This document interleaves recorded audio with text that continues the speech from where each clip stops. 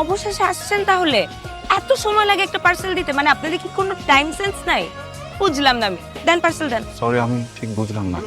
বুঝলাম না মানে? আমি অর্ডার করেছি, আপনি পার্সেল নিয়ে আসছেন, পার্সেল দিবেন, চলে যাবেন। এখানে তো না বুঝার কিছু নাই। আচ্ছা বলেন তো, আপনাদের সার্ভিস এত পচা কেন? আমি যদি জানতাম আমি জীবনেও অর্ডার করতাম না। 20 দিন আগে অর্ডার করেছি। একটু ফোন করে তো বললেও হয় যে আপু একটু দেরি হবে অর্ডারটা আসতে।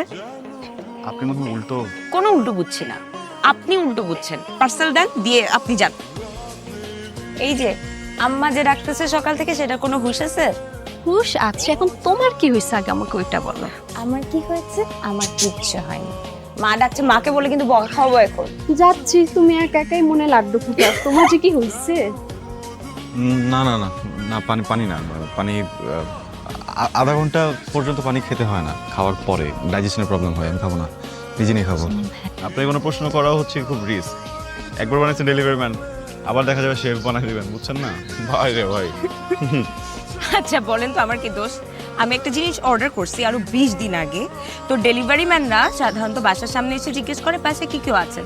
এখন আপনি এসে জিজ্ঞেস করছেন বাসায় কি কেউ আছেন, তো আমি ভাবছি ডেলিভারি ম্যান। এখন আমি যখন আপনাকে ডেলিভারি ম্যান ভাবলাম, আপনি কেন বললেন না আপনি ডেলিভারি ম্যান না? আমি কি আপনাকে তুমি বলে ডাকতে পারি? আপনি শব্দটা অনেক দূরের মনে হয়। কেউ যদি দূরের সম্পর্কটাকে কাছের করতে চায় অবশ্যই রাখতে পারে।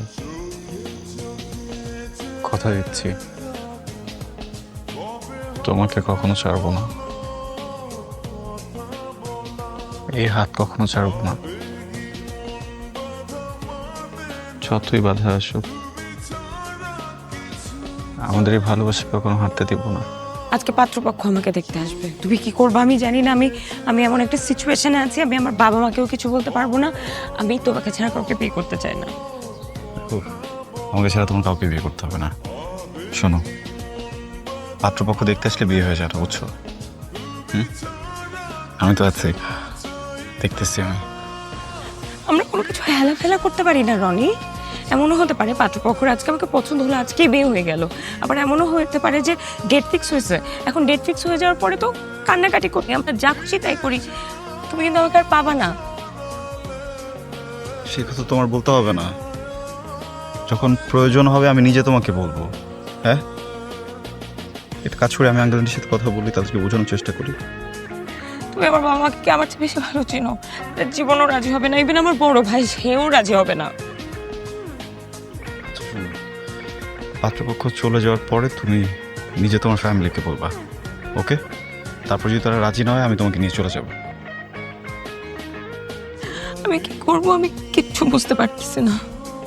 আমি খালি তোমাকে একটা কথাই বলতে চাই, আমি যদি তোমাকে কোনোদিনও না পাই